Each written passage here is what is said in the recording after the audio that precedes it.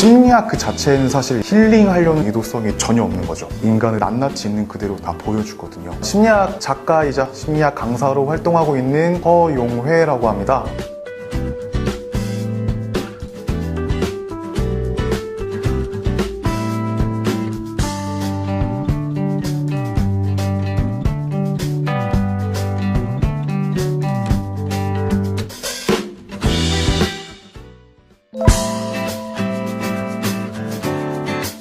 심리학에서 심리라는 말 떠올리면 힐링, 내 마음 이해해줘, 괜찮아 이런 식의 좀 말랑말랑한 에세이스러운 이야기 있잖아요. 심리학 그 자체는 사실 힐링하려는 그런 의도성이 전혀 없는 거죠. 있는 그대로의 인간을 보여주는 냉철한 과학이고, 과학이기 때문에 심리학도 가치 중립적이에요. 기본적으로 인간에 대해 부정하지도 않고 긍정하지도 않아요. 인간에 대해 이롭게 하겠다거나 그런 목적성이 있다거나 그런 게 사실 아무것도 없어요. 일단 심리학이 어디서부터 시작됐는가에 대해서 한번 생각을 해볼 필요가 있어요. 이제 심리학이라는 학문은 사실 철학으로부터 나온 학문이거든요. 인간에 대해 연구한다는 측면에서 주제가 같죠.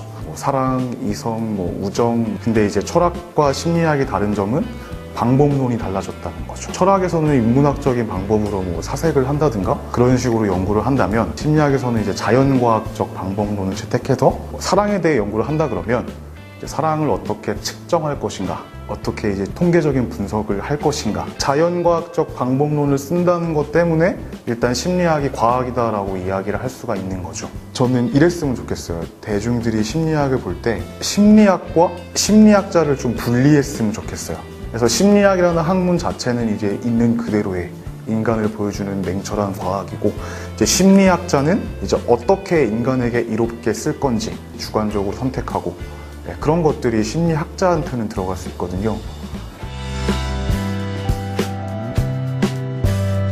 자존감이 문제다. 자존감이 낮은 것을 올려야 한다. 자존감이 높으면 문제가 해결될 거다. 자존감이 사실 만능 열쇠 같은 것은 아니거든요. 자존감이 높아도 별로 행복에 영향을 안 주는 거예요. 별로 성적에 영향을 안 줘요. 그래서 별로 관계가 없더라 하는 연구도 되게 많아요. 자존감 외에 다른 변수를 고려할 필요가 생겼다는 걸 말하는 거거든요. 심리학자들이 내놓은 답 중에 하나가 바로 자존감 안정성이라고 하는 거예요. 사실 자존감이라고 하는 게 얼마나 안정적이냐라고 따져보면 사실 그렇지 않다는 거예요. 롤러코스터 같이 이렇게 오르락내락하는 성질을 가지고 있다는 거예요. 자존감 높여야 된다, 항상 긍정적으로 생각해야 된다, 노력하지만 좋은 일 생겼을 때야 물론 그게 쉽죠. 하지만 아무리 다짐하고 노력해봐야 또 슬픈 일 생기고 좌절할 일 생기면 자존감은 뚝 떨어지거든요. 높게 유지하는 게 잘 안 되거든요. 자존감이라고 하는 게 그만큼 불안정하다는 거예요. 그 자존감 안정성을 주장하는 사람들은 어떤 얘기를 하냐면, 문제는 자존감 그 자체가 아니라 자존감 관리라는 거예요. 어떤 특정한 사건 하나로 자존감이 확 올라갈 수 있다? 그런 생각은 사실 환상이라는 거죠. 내가 어떤 거대한 성취를 이뤘다고 해도 나는 누구인가 자아 탐색하고 정서 조절하고 스트레스 관리해도 자존감은 올라갔다 내려갔다 계속 한다는 거예요. 그래서 이제 투자할 때 이제 분산 투자한다고 하잖아요. 그런 거죠.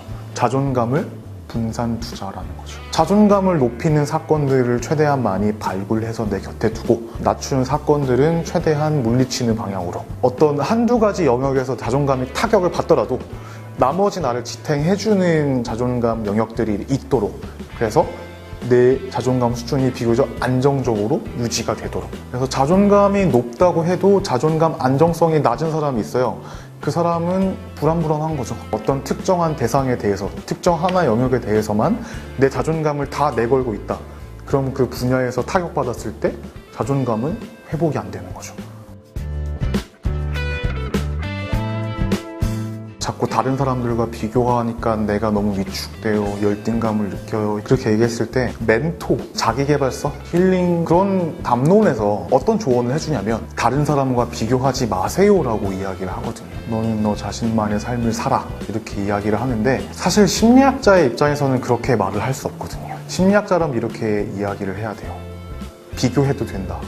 넌 그렇게 태어났으니까. 비교를 하냐 안 하냐의 문제가 아니라 과잉 상태에 가 있진 않은가를 염려할 일이지, 비교하는 나 자체를 부정할 일은 아니라는 거예요. 사회 비교 이론이라고 하는 게 있어요. 인간은 그냥 본능적으로 다른 사람과 비교한다는 거예요. 그냥 다른 사람과의 비교를 통해서 얻는 이점이 있기 때문에 그래요. 크게 두 가지가 있다고 하는데, 첫 번째가 정보. 세상은 굉장히 넓고 복잡하잖아요.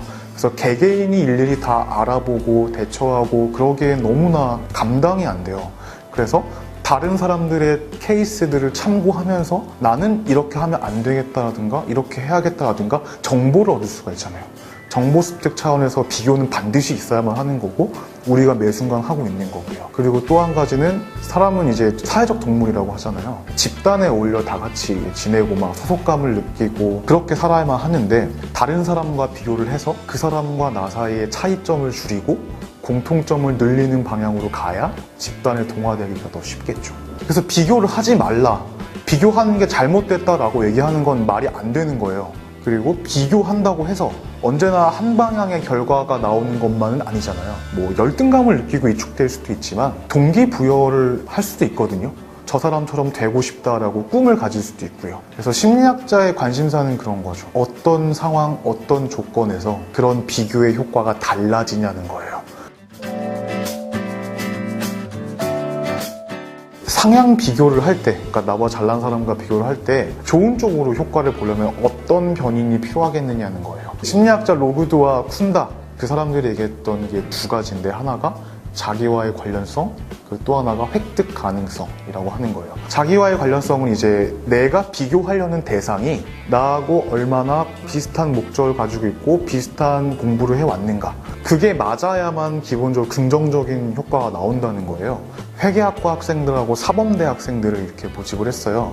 그랬을 때 관련 있는 비교 대상과 관련 없는 비교 대상을 이제 나눠서 보여줬는데, 회계학과 학생들한테 아주 잘 나가고 있는 회계사의 이야기를 보여주는 거예요. 사범대 애들한테는 아주 훌륭한 교육자의 이야기를 들려주는 거죠. 관련 없는 조건 같은 경우는 회계학과 학생들한테 그 훌륭한 교육자의 이야기를 보여주는 거고, 사범대 학생들한테 그 회계사 이야기를 보여주는 거고요.